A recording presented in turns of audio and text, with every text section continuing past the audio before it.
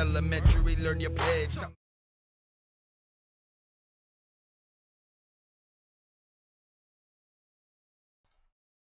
What's up, everybody? I'm Gymkhana Josh, and welcome to Beyond the Apex, where we talk about motorcycle everything and then some.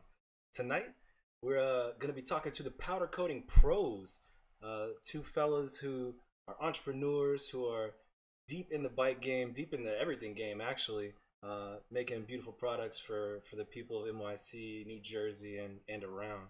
But before we get to them, I want to bring over my co-host Butter, who you see over to the left. Butter, what's up, man? How you doing? Yo, what's going on, family? Facebook, Instagrammers, YouTubers. God bless everybody's here. As always, just another interesting weekend. Shout out to our sponsors. We got one of our sponsors again hosting tonight. We actually got two, Island Custom and Easy Powder Coating. Shout out to them. Shout out to Mike Pro there at Prospect Power Sports. And everybody out there who watches. Demon Row, shout out to Demon Row. We actually Josh, he's gonna want to do a show with you and I live on his. That's what you said. I can't wait for that. That's gonna be a good one. Yeah, that's definitely good. I think he wants to get all of us together, you and I and the Hustle Kings, and actually go live on like a meeting type, something where he can go public on the show. So that'd be dope. So I look forward to doing that. So shout out to So's the Ghost for showing us love. Definitely. So you wanna bring tonight's guest on? Absolutely, man. The East Coast Bandit, the one-man show, the man himself, the powder coater. We got Easy Powder Coating. We also got the sound specialist, the lighting specialist, the customizer himself. He's actually can't see his video, but you can hear his audio. Shout outs to George from Island Custom Sports. He's on the line as well. He's actually traveling for work, but he promised to be on the show, so we got him on the show tonight. So welcome in, guys. Yeah, definitely. What's up? Thank you for having us. Thank you. So, for sure. What I wanted to kick things off with, as we were, like me and Easy were talking about before the show, there's probably a lot of people out there right now that really have no clue what powder coating is. They probably heard about it before. They probably been recommended to get powder coating services, but they just don't know. So, Easy, can you kind of break it down for people? Like, what is powder coating actually? Coating is an alternative to liquid paint. We're all familiar with liquid paint on cars. The finish is amazing with liquid paint, but not as durable. Powder coating is 10, 15, 20 times stronger than liquid paint. The process is completely different.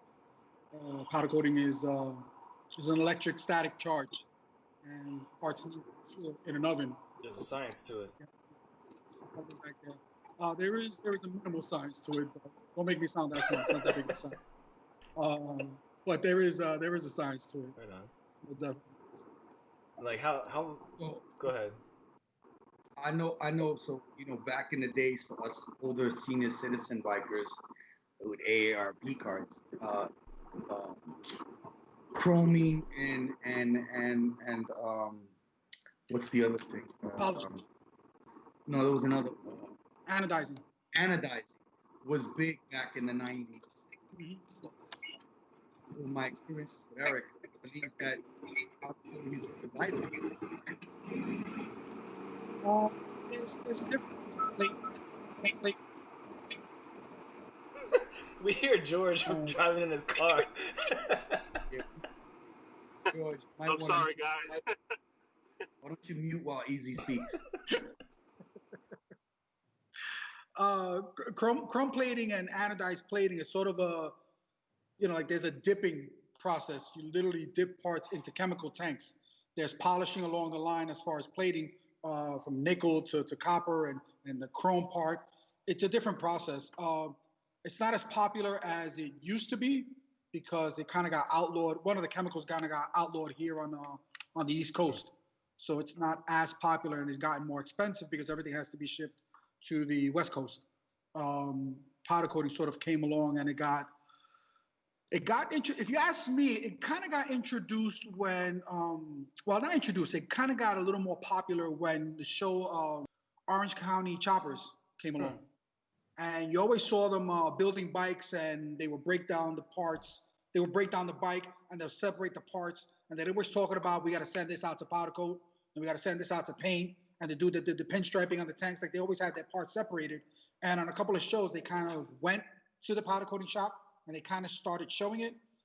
If I'm not mistaken, that's kind of when the flow of powder coating started coming up, and that's when I personally started noticing bikes getting powder coated more and more often. Because, like Butter said, back in the 90s, 2000s, everything was chrome plating, and if you didn't have the money to chrome plate, you took the bike apart and you stood in your garage for what felt like 3-4 weeks, polishing it with a Dremel in my hand and sanding, and you did the 300 grit at 400 grit at 600 grit, and you worked your way up and you worked your way down, and a month later or probably a season later, you got your frame polished. So, I mean, we all know that drama. We all, a bunch of us went through that when we couldn't afford, to send our bikes to get chrome plated. But now they call a guy like me, who later the bike is polished in whatever color they want, and it makes life a whole lot easier. But you're not even just restricted to bikes, right? Like, what kind of materials can you powder coat besides that? Almost anything metal, from aluminum, steel, and you know what? The truth is, it's not even metal. I powder coated a toilet, and that's porcelain. Right. So I mean, you can powder coat glass, porcelain. Aside from metal, all kinds, any kind of metal can be coated. As far as size, the oven behind me is 16 feet in length. Damn. By 8 feet high. So, aluminum railings and steel railings and fencing and all that kind of stuff fits in there. You can actually put a car hood in there. A car hood? Yeah. I could put a car frame, a car chassis in there. Wow. Yeah. Yeah. Actually, that's some new information for me, because actually, based on my previous knowledge, I thought it had to be like super small parts. You're not powder coating the bus, Josh. No, you're not. I gotta do something, man. Get some gold medal flake up there. You're not the bus. I kind of fell into the niche of powder coating. I kind of sort of veered into the motorcycles, because motorcycles was my passion, and that's sort of where it started for me, with me powder coating my own personal bike. And it hasn't really changed. Like, for the people that know me, most of the stuff that I really do is motorcycles. Most of the stuff that I even post is mostly motorcycles. I'll do whatever amount of car wheels during the week, but the truth is, I post almost all my motorcycle stuff, because that's where the passion is. You know what I mean? That's not really where the money is, but that's really where the passion is in the motorcycle industry. I've gotten a lot of compliments, and I've gotten a lot of phone calls from fabricators and clients and mechanics that are clients of mine that would receive a frame or part back and thank me because I knew how to prep the frame, because I know what needs to be masked, I know what needs to be plugged. And for some powder coaters that aren't in the motorcycle culture, they just coat and move forward, because they're not familiar with what you can and can't do on a motorcycle part. Are some parts more difficult than others? Hey Josh, so I got the check-in is on blast right now. Easy's on the show, so I got a lot of people checking in. So let me just shout out Kristen. She's with Black City. King Fox, my brother. Bebo's on the check-in. You already know. He's always shouting out Easy, showing love. Always. Jen is on the show. Mad Transport wants to know we can powder coat a Mini Cooper. I'm gonna leave this customer nameless, but I'm pretty sure once you see his request, you might know who it is. Do you do gas caps and kickstands? We'll let that Hustle King member. Tell Louis I love him. Tell Louis I love him too. So I know. We also have George on the line, and I wanted to bring him in because a lot of what you do depends on his availability. Even though you guys are two separate entities, the fact that he needs you is because he is the bike mechanic. So sometimes you have to get into something, and hopefully George can unmute his mic because it's his turn to talk. Yeah, he goes. What is George? So, how important is it so that even though you guys run two separate business, George, or Easy, how important it is that he's got to be on point in order for you to fulfill your like, how does it work? Do we sit down, find out who's gonna get the fight done? How does that? Yeah, George, you answer this one. George.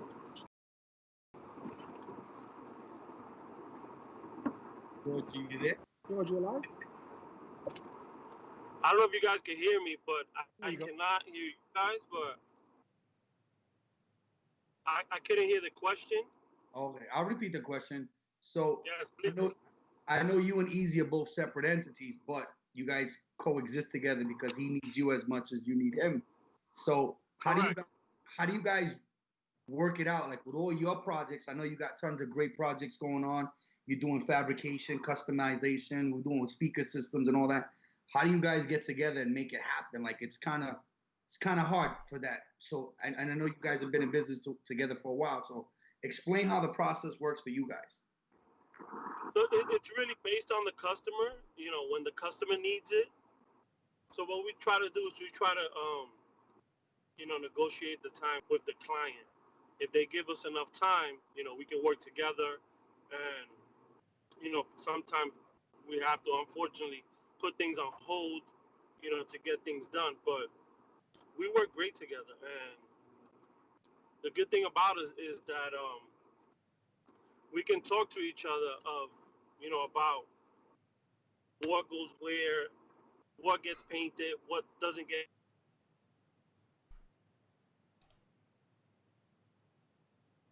Awesome, awesome. So now, how much does Easy affect your business when he's slow? And as opposed, you guys really want to get into that? I think we have to have a couple of episodes on that. No, I'm just kidding. Yeah, a few. But Yeah, a few episodes on that. How did you guys get linked up together? How did you like cross paths and go into business so close with each other? Well, we met at his first barbecue, which was what, like a year ago, 2 years ago? 2 years ago. Yeah, 2 years ago. So we met at his barbecue. I didn't even And know. Eric, I like the way you tell this story. So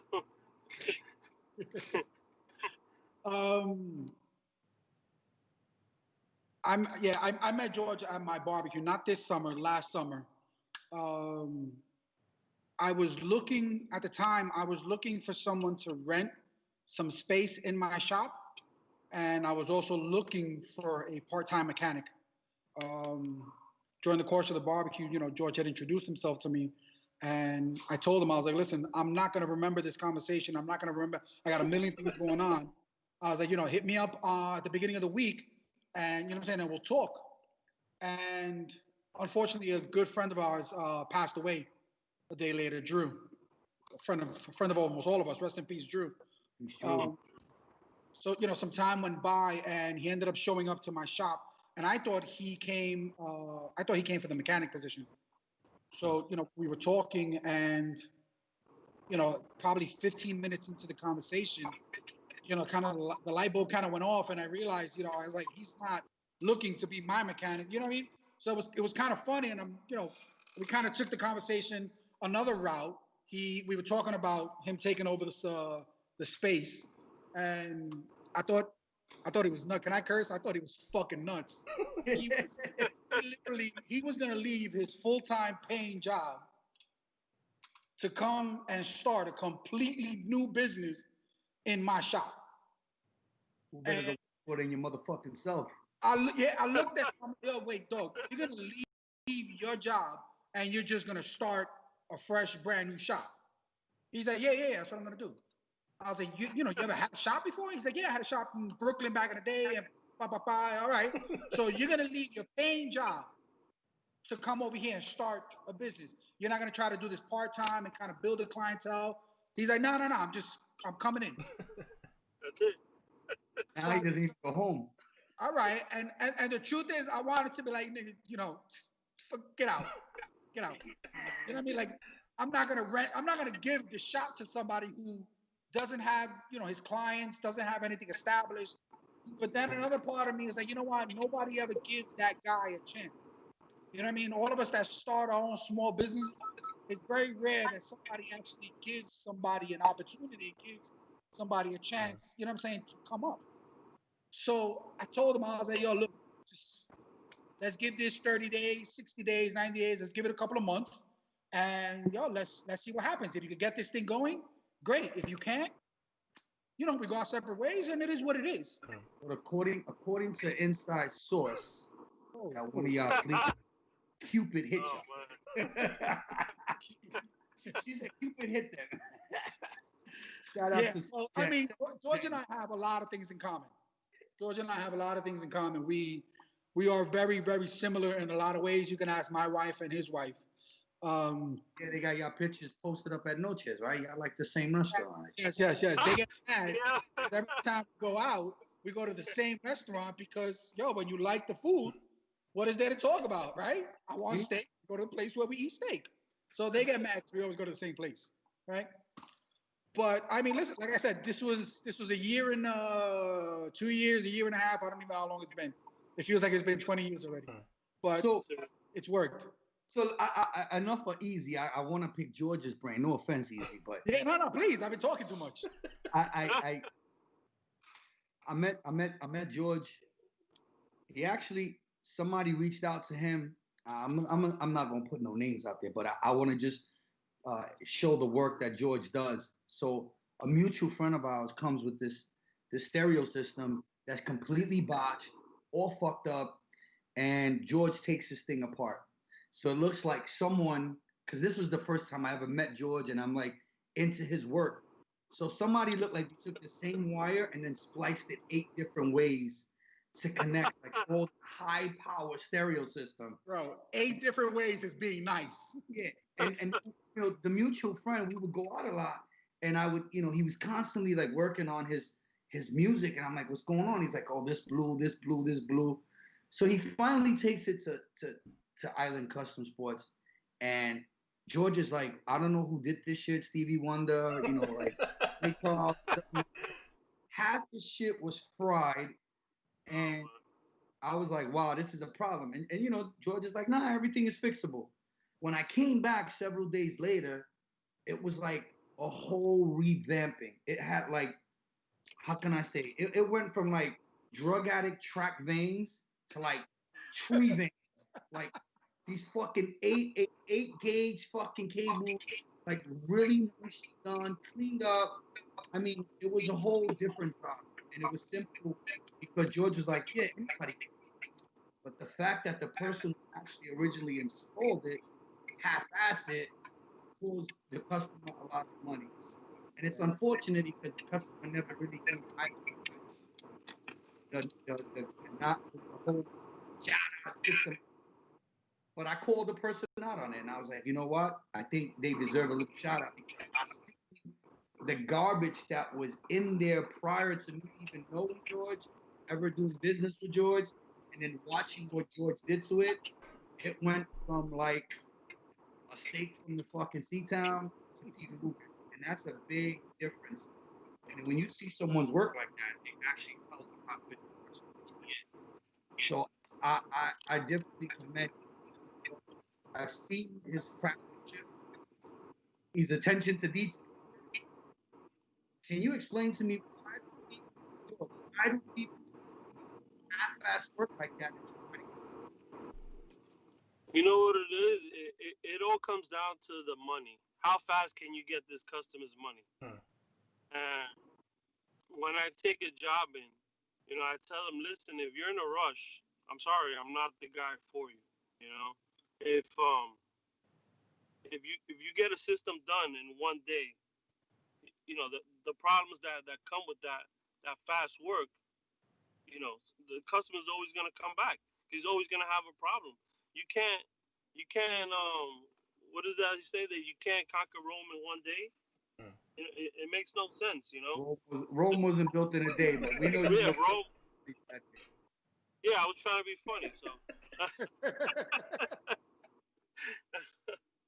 Yeah, so that's what it comes down to. I mean, you know, you take your time, and when you love what you do, you know, you try to be the best at it. You know, everybody makes mistakes, but you know, correcting the mistake that you made, that's where you the passion comes. You know.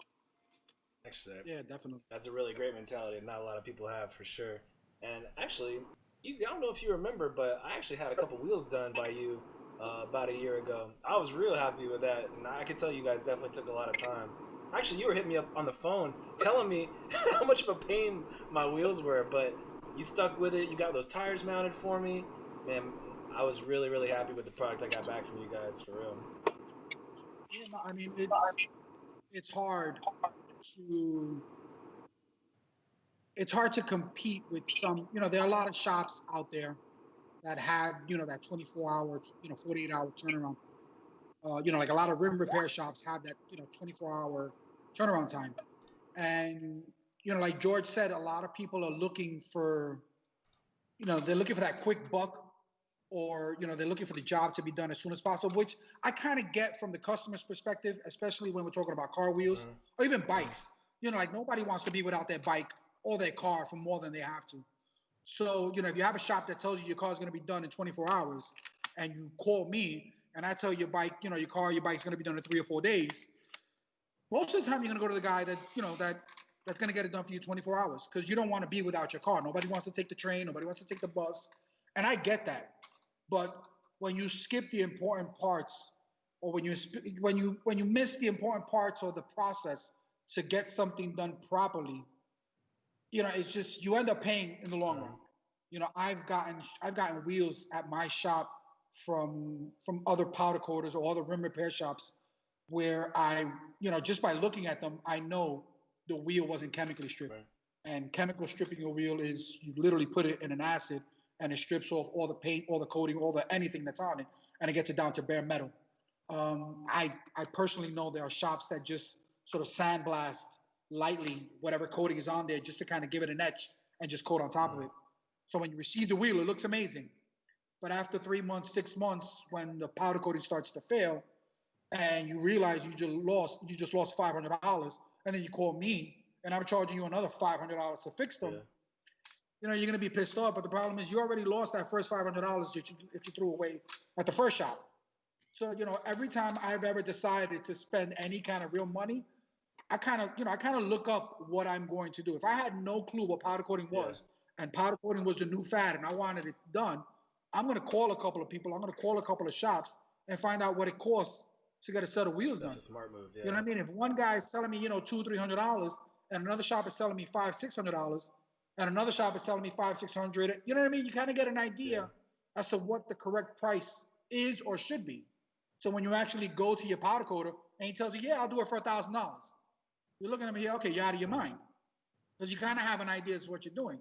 I know too many guys that spend thousands of dollars into getting their cars, bikes, or anything done, just to 3 months, 6 months later to be completely disappointed and completely pissed off, and then come visit me and George to come fix their problems. And then they come crying that they want a discount because they got robbed by somebody else. So, how does powder coating compare as far as price? As opposed to like the same part getting it painted or vinyl wrapped or whatever. How expensive is powder coating comparatively? You'd be surprised. It's really not that big of a difference as far as cost. I mean, at the minimum, most legitimate powder coating shops are going to charge an average of about $100 per wheel. And that's, that's a standard size wheel, 17, 18, 19, 20, a standard size wheel, and a standard, a single stage color, a black, a gloss black, matte black, single stage. And if you took your wheels to a body shop, they're probably going to charge you about the same, maybe a little less, maybe $80 a wheel. But, the cost is almost the same. Vinyl wrapping is that's a completely different thing. And vinyl wrapping it's not really involved when it comes to wheels. But I know people that wrap sort of the faces of the wheels just to kind of give it a different look, and it matches the wrap of their car, but that's a whole different story. But as far as price, it's not that big of a difference. It's not that big of a difference. And compared to the quality you're going to get from powder coating. And it's not to sell it because it's what I do, but powder coating is literally 10, 15, 20 times stronger than liquid paint. So it's a better investment overall. I got you. So I got a story to tell because I actually powder coated. Well, I'm old enough to say that I chromed out a set of rims at one time. Well, you keep talking about age, bro. We're almost the same age, bro. Stop. Stop. Listen, I'm not getting older. I'm getting better. So stop with the age thing. So I had a pair of rims chromed out, and I hit a serious fucking hole, man. And that rim crumbled like stale bread. And then recently I was riding the R1, and I hit the rear wheel, and my wheels were powder coated by Easy, and lo and behold, I got a nasty fucking dent in the wheel, but the powder coating is still standing. Oh, for real? Yeah, so I can definitely testify to that. Not only because he's my boy and he's my VP, but the work is definitely there. I'll actually tell you a funny story. I met Easy because I was at the shop, and I'm telling the mechanic Morocco, I'm like, yo, I need you to take my bike apart. I'm gonna go take my bike to get powder coated at Joe Schmo Services. I didn't know much about powder coating at the time because I was still actually looking to anodize my bike because I was still in the Stone Age. So Morocco comes out and he tells me, well, don't just take your bike to anybody. And he was the one that introduced me to Easy. He was like, hey, I consulted with the powder coater, and you got like the magnesium wheels, and it's like it takes a special thing, and you got to be careful when you coat it. So be careful where you take it. And I'm like, wait a second. See, I didn't know none of this shit. So I'm like, well, since you advised me that Easy knows what the fuck he's doing, why don't we just let Easy do the work? Like, all right, cool. You know, at the time, he didn't have George in the shop, so it was basically like a free-for-all. I had to send somebody, or he had to get somebody to take the bike apart, which I don't normally trust anybody taking my bike apart. And I'm pretty sure, like anybody who's, so I believe that now that they're partners, George knows what he's doing. He's actually pretty good at that stuff. So there's two ways of doing it. You could bring the whole bike, wait a little longer, or you could bring all your fucking parts. Either way, it's a win-win. If you bring your parts, you win fast. You get the parts a little faster. If you don't have anybody who's reputable or is a good mechanic, George is, reliable. I've seen him work on priceless shit. He's actually worked on Hollywood's bike several times. His Vanderhall. He's got tons of people in the game that Jamie R1. He's did his bike. He's done my bike. So I know that the work is reputable because he's still around, right? Like he hasn't ended up missing and shit. So, nobody's taking his head off yet. Yeah. So obviously he's actually doing good work. But the advice, and we talked about, you mentioned how people want shit in a day. Listen, motherfuckers, don't be so cheap, because y'all broke ass niggas gotta wait for fucking income tax check to powder coat your bike. Bring this shit in November and December, when most of y'all got your fucking bikes parked up for the fucking winter, because y'all don't come out under 50 below weather. That's the truth. That's the truth. Shit done. I'll tell you the truth, buddy. You know what? Income tax season don't bother me because I tell everybody that calls. I mean, business starts to slow down at this time of the year. You got Halloween, Thanksgiving, Christmas, all these expensive holidays come up. Right? And then January comes and you get the credit card bills. Right? For all the money that you spent in November, December. So nobody's really spending any real money around this time. But come February, everybody's getting their income tax check. Everybody's on their way to the account. Everybody's happy. They're getting their little couple $1,000s. And that's when my phone blows up and I get a million phone calls. How much is this? How much is that? And everybody that I speak to, I tell them the same thing. Listen to me. If you're going to get something done, get it done before the weather kicks in. Right now, if you drop your parts off now, you'll get them back in a week. If you drop them off to me in June, in July, August, you're going to get your stuff back in 3 weeks. And when you call me, you're going to cry, oh my God, 3 weeks. And I tell everybody, get it done as soon as possible. Get it done as soon as possible. And what does everybody do? They wait till as soon as the sun hits, they get 4 or 5 days of 80-degree weather. Oh my God, I'm going to take my bike out. Oh my God, I need to get my wheels done. Oh my God, I need to get it serviced. They call us. We're 3 weeks behind schedule. Oh my God, I can't wait 3 weeks to ride my bike. So we have a solution to that. Am I correct? You and George have some sort of easy financing. I tell everybody the same thing. Yo, we finance. If you don't got the bread, I'll lend it to you. I'll lend you the bread. It's a good model. You literally have 90 days of zero interest. Zero interest. So you could wait for your income tax check to kick in to pay bills. Exactly. You call me in February. As soon as you see your accountant and you know you're getting your little $3,000-$4,000, you call me, right? You let me know that you got this check. We set up the financing. Yo, you Gucci. You'll be good to go. I tell everybody the same thing, but everybody loves to wait till the weather gets nice, right? Nobody wants to take the bike out. It's cold. Matter of fact, listen, we even offer pick up and drop off. We'll pick the bike up if you don't want to bring it to us. We'll pick it up and we'll drop it off if we need to drop it off. But everybody's gonna do the same thing. They're gonna wait till June, July. So I want to give our viewers kind of an insight of how you're doing, because not hearing it from you is a little bit different than hearing it from the outside. So as a host of the show, you have work. Like I've seen cars come straight from Tesla, 0 miles, dropped off like, yo, black out this car. Yeah. So you're doing business with one of the most pristine dealerships out there, Gotham Indian Motors. Like, shout outs to Gotham. They service my bike, good people. I've actually made that relationship with you when I got my bike there. And it's like one big happy family. Now he takes care of me on the service. You're actually doing the business for him on the powder coating. One of the first jobs that I seen him bring you was, I think you even powder coated his son's truck or something like that. Yeah.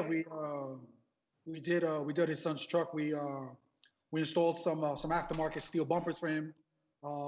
George did some LED lighting. We powder coated some. I think we powder coated his wheels. We powder coated the bumpers. Car looks amazing. That was a nice introduction. That was a nice, we did right by him. It was a nice way to start off the relationship. Actually, because you guys did right by him and he did right by me when he did my bike. He took care of a lot of stuff on my bike. So shout outs to Mark from Indian Gotham Motors. He's really a good guy. If you're interested in an Indian, hit him up. Tell him Easy send you. They'll charge you double. He even sells slingshots. He sells slingshots over there also. Actually, anybody in the market for a slingshot, that's actually the place to go. So I know George is also doing. I know he worked on Hollywood's Vandal. How difficult it is that I've never really seen as a guy in the motorcycle industry. That Vandal is like a new technology, new thing. Is it any similar to the slingshot or any other motorcycle, or is it like a completely different thing? I like to get George's perspective on that, because I know some people don't like to buy stuff that's new or new in the market because they don't know what the deal is with that, and they're so expensive. If he gets off of mute. George, you out there, George? Yeah, I think he said he had the client. He was working with the client. He actually met with the client. So we'll circle back to him. Okay. So how difficult is it working with these Vandals? Like, I know that there's like a whole new technology. I know when we got the first one at the shop, I remember he took it apart, and the truth is, at first we were criticizing the work that they were doing. It wasn't what it should be. You know what I mean? We noticed a lot of issues with the wiring that he ended up fixing himself. And these are Vandals from the dealer. I remember him saying that. Yeah, I remember we went to the motorcycle show last year, and we found one of the salesmen at the show, and I remember we started talking to him, and the guy felt a little awkward because of all the things we were telling him what was wrong. And I remember George just wouldn't stop. He was just, you gotta check this, and you gotta fix this, and you gotta this, and this is the wrong relay, and this is the wrong connector, and this is the. And I'm standing there looking at this guy. I know he was furious, but at the end of the day, you take these things apart, and the truth is, it's just another vehicle.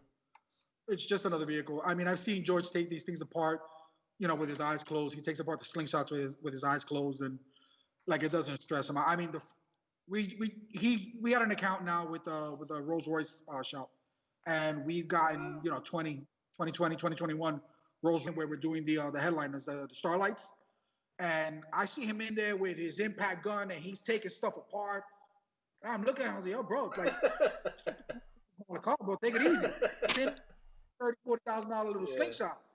He's prying stuff off, and he's, what I'm saying? Like, he's worked on so many high-end cars, and at the end of the day, the truth is, It's just a car. A car is a car. Yeah. Bike is a bike.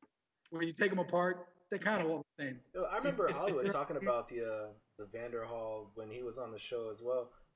I don't know much about him though. Is that its own entity? Is it its own like dealership, its own name, or is it made by somebody else? Yeah, it's its own separate company. Vanderhall is a completely separate entity. It's a different company. A lot of people think that they're the same ownership as a Slingshot. Polaris the Slingshot. Vanderhall is a completely different company.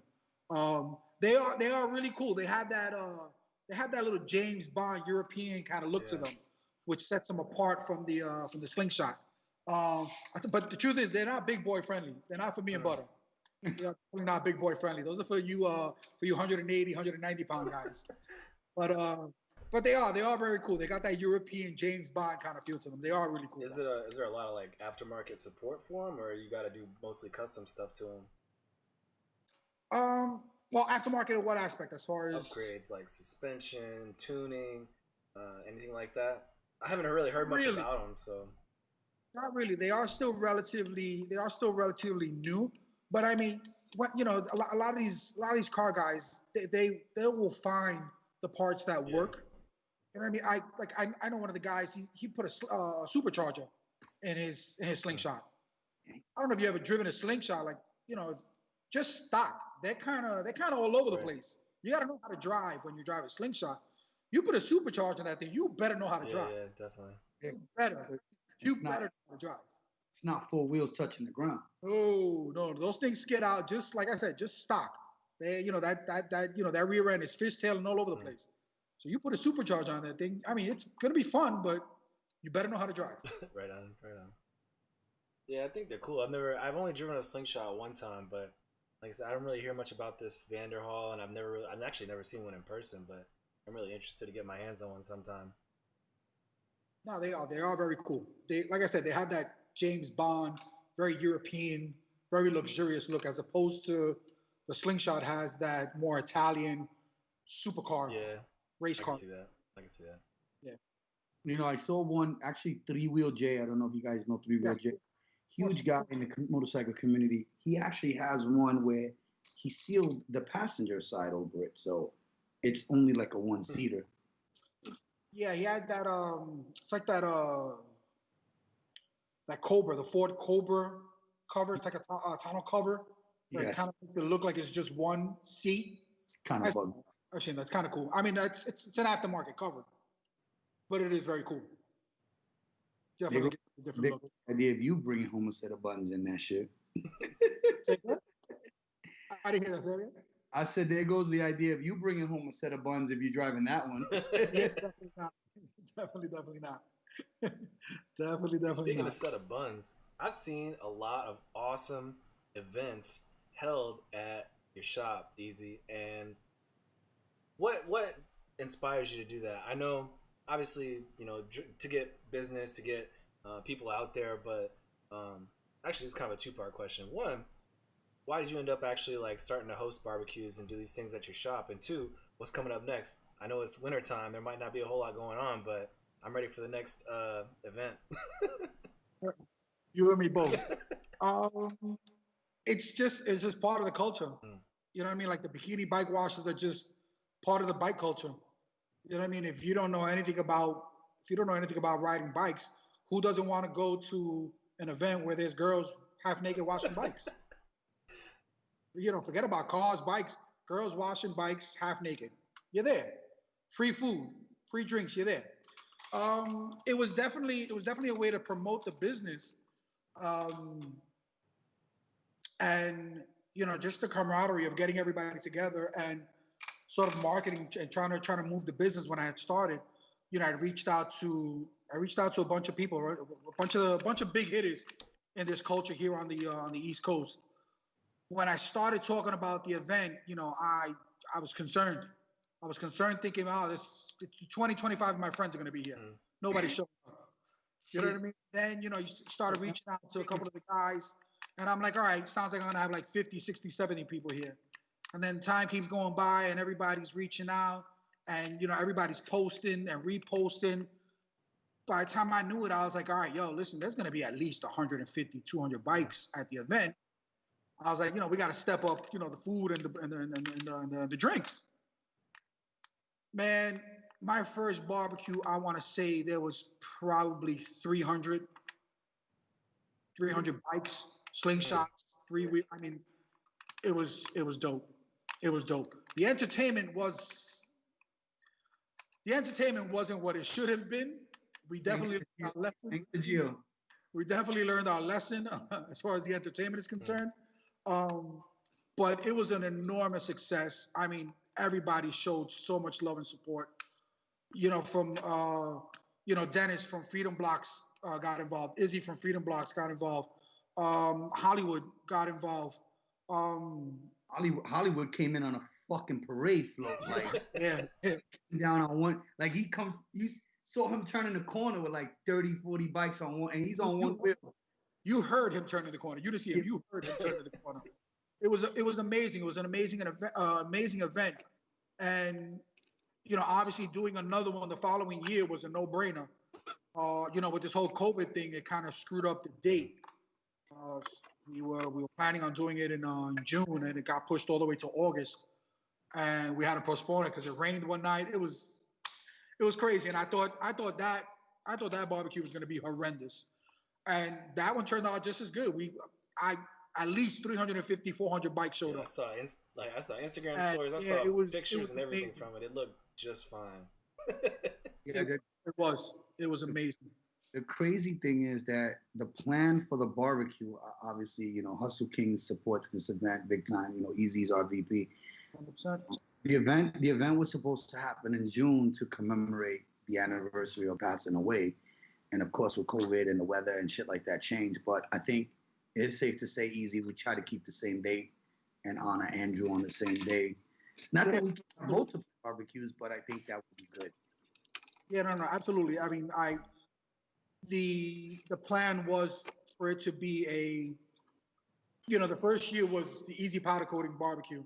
The second year was the Easy Powdercoating Island Custom Motorsport barbecue with a slash of, a memorial to Drew. And I think that's the plan. I think I want to keep it that way, from now till forever, for as long as this thing goes on. Drew was, as everybody knows, Drew was an incredible friend to everybody. I can't remember one person saying anything negative about Drew.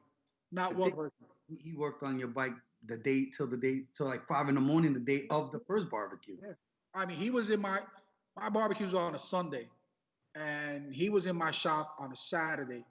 We were putting it back together. I had wanted to do some new things, kind of come out new for the barbecue, and he was in my shop till 5 a.m, and he was with his son, and his baby moms was pissed off, and she didn't want her son going back home on the bike. So I told Drew at like 5, 6 in the morning, I'm like, yo, dog, listen, it's late. We're starting to make stupid mistakes here. Yo, let's just call it a night. Drive me home. Take my truck. Leave your bike. Take my truck. Drop me off at the house. Take your son to Brooklyn to your BM's house. You know what I'm saying? Just chill, go to sleep, wake up, and come back. And we'll try to figure this thing out. If we could get it done, we get it done. If we can't, we can't. Sure enough, Drew being Drew, he showed up. He didn't talk to nobody. He didn't look at nobody. He went straight to the back, started working on my bike. The barbecue is going on. And he literally calls me. He's like, yo, your bike is done. Let's bring it outside. Now, the drive to bring the bikes outside was blocked because the DJ was set up there. So, yo, we brought my bike through the office, down these small little stairs to get it outside. Yo, that bike was coming outside. Yeah. Outside, no matter what. And, I'll never forget it. My wife ended up telling me after he passed that she knew Drew, but wasn't really comfortable with, you know what I'm saying, with him. Like, who's this guy on your bike kind of a thing? And he told my wife that he said, yo, I'm gonna go test ride the bike. Because if God forbid anything happens, it'll happen to me and not to Easy. Which is typical Drew. Typical Drew. And unfortunately, the next day we ended up losing him to a bike accident. But it was, you know what I'm saying, it was just typical Drew. Like I said, I've never heard anybody say anything negative about the dude. He was an incredible friend, an incredible mechanic, and more than anything, an incredible father. An incredible father. Actually, you know, a lot of people, when they see my race tracksuit, they ask me what ABV stands for, and it's Andrew Vispoli. Andrew Valentino Vispoli Racing. So it's him, his son, and the last name Racing. So that's, you know, it's a big, he's in my chest, he's in my heart. So every time you see me on my tracksuit, I have it on. It says ABV Racing on my leathers. So yeah, it's kind of dope. And yo, we definitely didn't get to shout out Easy's wife, Yasin. Shout outs to her. She's very big in this business. She's the back end. She's the one that takes care of the back end business. Yeah, she's the the CFO, the chief financial officer. She keeps us all straight. Well, at least she tries. She definitely tries. She tries hard. Like the fucking lights will be off. You forget to pay the light bill. Yeah, that's true.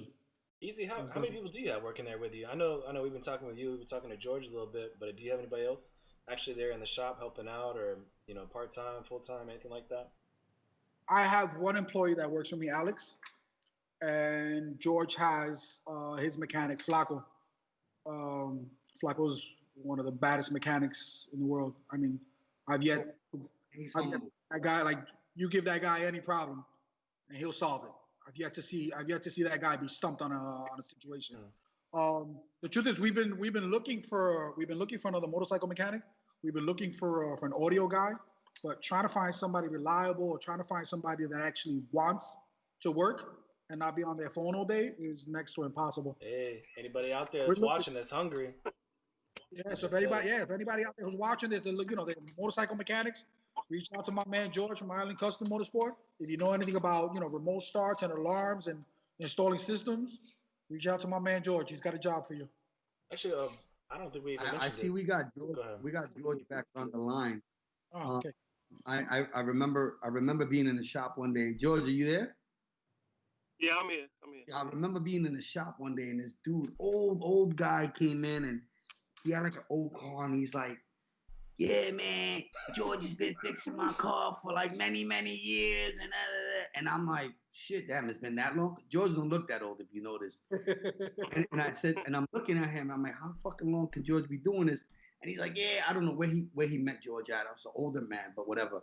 Anyhow, George doesn't look old at all. But how long have you been doing this, George? And where did you start? Because I remember this guy coming into the shop, and he had like a minivan or something. You did like a remote start for him. I remember being in the shop. He's a chubby older man, bald. He had like a old Frenchie. I remember that. Yeah, I know exactly what you're talking about. So what I used to do is that I used to cut school to go to a friend's shop and actually learn from him. He never wanted to teach me anything. I would go. He would be upset that I was there because I was supposed to be in school. Typical kid from the hood, always cutting class. But my thing was cutting class to go learn how to work on cars, and that's where I got it from. I've been doing this over 25 years now. We picked on Easy a lot. So what I want to know is, right, because this is I see a lot of bikes. I got a cruiser, and you giving me some vast knowledge on speaker brands and stuff like that. And I see all these competitions. Like, what is the best speaker brand for these cruisers, these bikes that want to compete? What do you recommend out there? So here's my thing on that, and I'm not gonna get too technical, but a speaker's a speaker. They're all made from the same material, the same components. Everything's the same.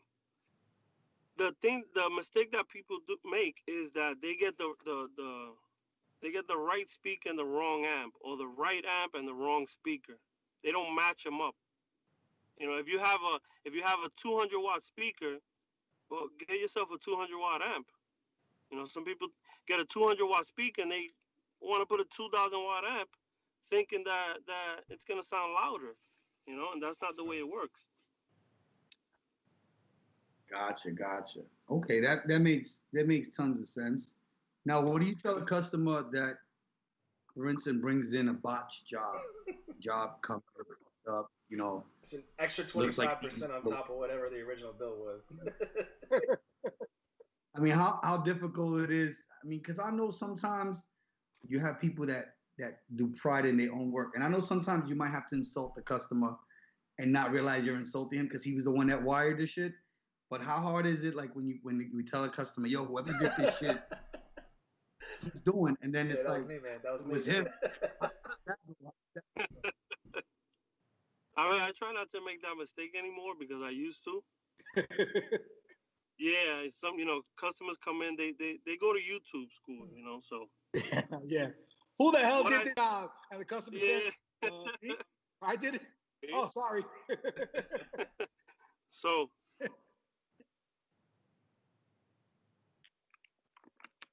So, even if somebody comes in, they spend a lot of money on, they save up a lot of money to get it done the right way. And when it doesn't come out the right way, what I do is I try to help them. I don't take advantage of the fact that, it was done wrong, or, they overpaid somewhere else. If I could help a customer out without charging them, I will. Because it's just what I love to do, And if I could teach someone, I've taught numerous people. Mm-hmm. And if I could teach you how to do it better, 100% I will. Yeah, definitely. I could attest to that. I've definitely seen it. I've seen, I tell you one thing, George will not try to fix somebody's wiring. Something is spliced up 10 times or done. Any job that comes into the shop, if the wiring was done incorrectly, it's getting ripped out. It's getting ripped out. I'm not going to sit here and try to save the nonsense that you paid for. You know what I mean? You're going to pay more, of course, but it's so much easier if we rip out the mistakes that were made and we just do this the right way. And, I always say, you were asking about, what's the right speaker, and what George said just, does make sense. But what I tell a lot of people, and a lot of people find it, I don't know if it's disrespectful or uncomfortable, but for me, the truth is it's really budget. If people were honest and not try to show off or try to act like they got more than they have, I think the situation or the project will be so much simpler on both ends. Because, if you come in and you tell me flat out, yo, easy, I got $500 to spend on my bike, what can I do? Like, okay, you got this, and that. You know what I mean? If you tell me, yo, listen, I got $200, what can I do? Okay, you could do this, you know what I mean? If you tell me you got 2 Gs, 5 Gs, 10 Gs, I could tell you what I could do. But, people come in with that mentality. They say, yo, I got a black card, money's no object. Meanwhile, they're girls collecting food stamps and, you know what I mean? And they're living paycheck to paycheck. Don't lie, be honest, right? And it's the same thing with building a bike. You could put a $3,000 system in your bike, or you could put a $300 system in your bike. You tell me which one is going to sound better. Right. Yeah, you're absolutely right. You know what I mean? Right. Yeah, absolutely. It's like outfit. You can go and put on a rainbow outfit and look flyer than the girl with the Gucci outfit. It's all about how you put it together. Of course. 100%. And again, like I said, it sounds disrespectful to some people because, I'm asking you what your budget is. You know what I mean? A lot of people take it as disrespect. I'm not trying to be disrespectful. Just let's cut out all the nonsense. Let's cut out all the middle. Tell me how much you got to spend, and I'll tell you exactly what you can and can't do. Now, you know what the problem with that is, that a lot of people think that you're asking them to try to get over on them. Yes, of course. Of course. And that's what people, they don't understand. They think that you're asking them because you want to get them for everything they got, Well, I got 2,000. All right, let's give them $1,000 system. We'll make 1,000 on top of it. And that's not the way it is with us. Yeah. And I mean, that's the attitude, because so many people have gotten jerked over. You know what I mean? That everybody's super hesitant on spending their money, which I get it. I get it 100%. But like I said, it would just make things so much easier if we could start off just being honest about what it is that we wanted. I just want to give some people some insight. You guys, one, and I'll answer actually all the questions prior to you answering them. One, are you guys still winterizing? Two, are you installing the new tracker device that a lot of bikers are looking for? And three, are you doing just complete winter storage and winterizing? That's a George question. Go ahead, George. Gee, where'd you go? You got disconnected. Did it? Probably because, yeah. Oh yeah. So I know, Easy. Are you still doing? Okay. So let me speak. Yeah, let me speak on behalf of George. Yes, we are still winterizing bikes and doing storage. You can reach out to either one of us. You can reach out to George or I. Just go to our Instagram page, Island Custom Motorsport, or Easy Powdercoating. Our phone numbers, address, everything is in there. You can call or DM either one of us, and we'll give you pricing. He came back in. George, hey, sorry about that, guys. Yeah, no. So we were asking, with all the theft going on, is Island Custom Power Sports got something going on with installing the new GPS trackers as well as winterizing and storage for the bikes? Yeah, of course. What we do is that we have several different options. So we have a live tracking device. We have a tracking device where you have to refresh the page, and we also have a tracking device where you can actually lock the bike, lock it up, turn the ignition off, just in case if they do take it, you can cut the power. And another one also that you can live track the bike. So if they take the bike, God forbid, you can follow them exactly where they're going live at the moment. Yeah, and don't call the police about it because they ain't gonna do shit. Yeah. No, all you have to do is follow them. Hey, Josh, I never understood that. Like people who spend $600, $700, $800 on an exhaust or some kind of upgrade to their bike, or even spending money on powder coating their parts with me, but never think about keeping it. The security of the bike. Yeah. And with all the nonsense going on, all these bikes, just disappearing. I don't understand how you don't put some sort of tracking device on your bike. Well, that's because it's something you don't see. A lot of bikers, they want to, the upgrades they want to do are upgrades that other people see, and that's why people ride. That's why people get bikes. I'm not going to speak on everybody's behalf, but what I've seen on different forums, though, in regards to the tracking devices is okay, so you can look on your phone and you can see that somebody stole your bike and they're making off with it. What are you going to do? What is Joe Schmo, your next door neighbor, going to do? I mean, maybe there's some people out here that could probably round up a crew and go get their bike back or whatever, but the police ain't going to do shit. And most everyday Joe isn't gonna chase down some bike thieves and try and get their bike back. That's really well. You'd be surprised. Yeah, that's what I was gonna say. If one of my followers on Instagram, right, or somebody that you ride with occasionally, or somebody that if somebody posted on Instagram, somebody stole my bike, I got them tracked on my phone. I'm leaving my house in 30 minutes to go get them. Who's with? I'm saying that I know that's possible. I think I'm gonna go. I think I'm gonna go pick the hammer up, and I think I'm gonna ride. Because listen, Butter and I are in our 40s, and I'm not gonna sit here and try to front like we didn't do asshole shit when we were in our 20s. You know what I mean? And the truth is, if God forbid my bike ever got stolen, I see that look in your face, brother. If God forbid my bike ever got stolen, and it got stolen by some 22-year-old, I'd probably smack him down. Some 40, 45-year-old stole my bike. I don't think that dude's going to make it. I don't think that dude's going to make it. Because we all know as adults, we know how hard it is to put money together. You try to save up money. You try to buy some new shit, right? Yo, brother, that Indian, what was that, 30 G's? 32? I don't know what you're talking about, Easy. That Indian goes missing. I think my mother financed that thing too. Is that what that is? Your mom? Okay, see? It's like a security. That goes missing. that Indian goes missing, nigga, you gonna call everybody you know. Yo, I got my bike being tracked. Yo, everybody pull the hammer out. We are on the way, and you knocking on that. But I don't even think we're gonna knock on the door. But somebody's gonna get their feelings hurt. I guarantee it. Right. You know, like 80, 90% of the time, if you catch a thief in the act, he will run and just let it go. Yeah, I know that. You know what I'm saying? So if you're tracking your bike and you see him, he's right in front of you. He's gonna see you. Yo, that's my bike. He's gonna just book it. He's gonna run. He's not gonna fight you for something that's not his. He just wants to take it quietly. You know.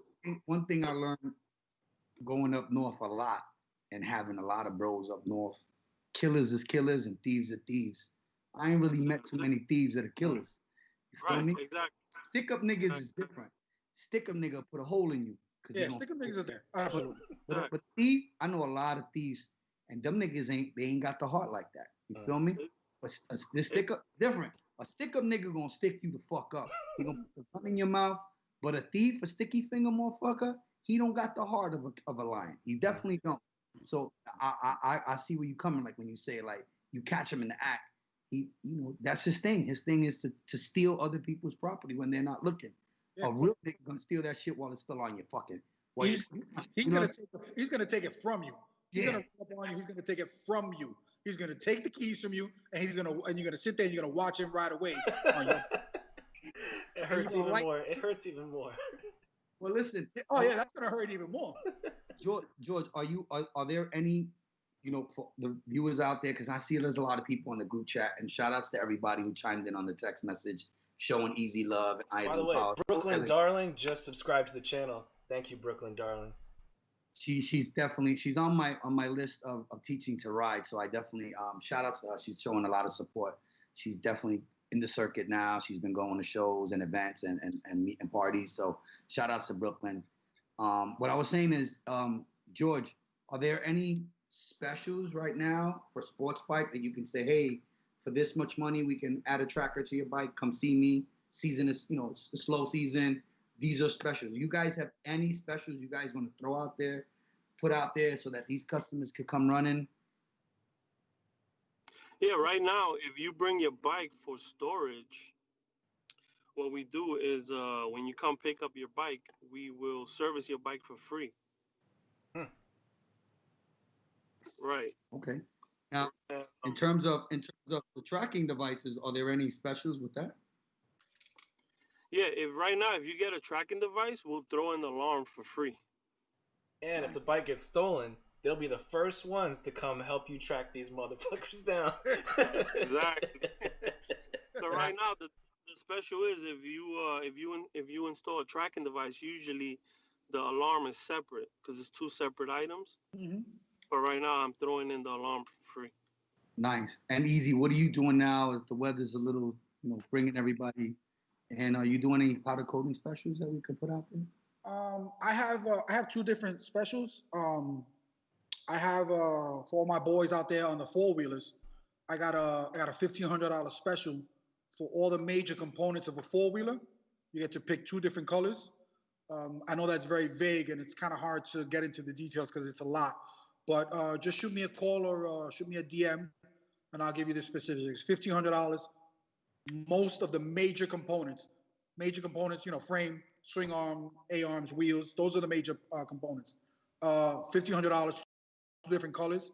And I have a Black Friday sale that's supposed to end the end of this week. It's 15% off all your powder coating needs. If, you know what, I'm gonna do this.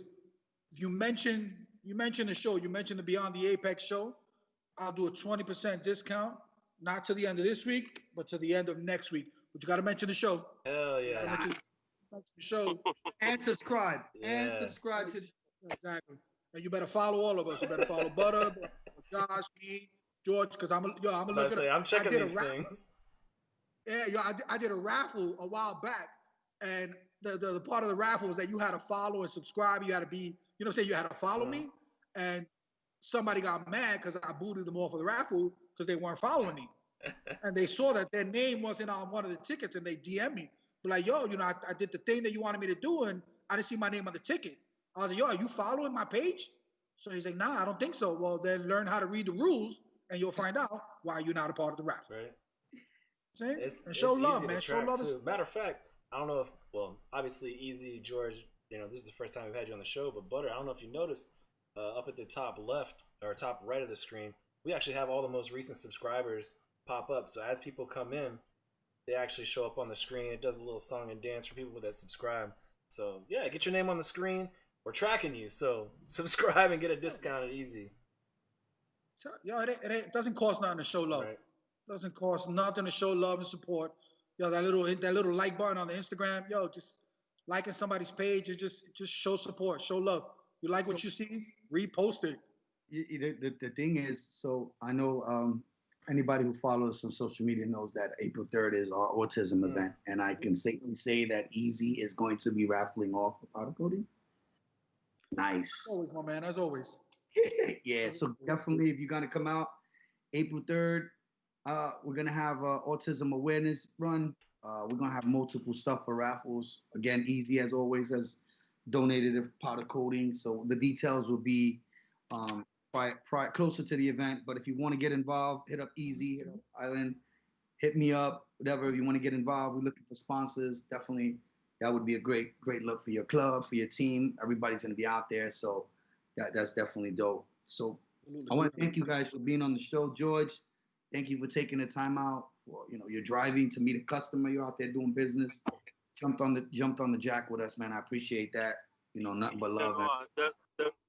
Definitely appreciate the love, man. Thank you guys for having me on the show. I'm bringing the Indian on the 19th before I leave to Florida, so y'all can powder coat my exhaust covers. Don't bring 3 months. You'll get it back in 3 months. Don't bring me bro. Do not bring me the bike for covers. You bring me the covers. I figured if I bring you the bike, you'll ride it and then you'll fucking just buy one. No. I'm not storing your bike while you go away on vacation. No.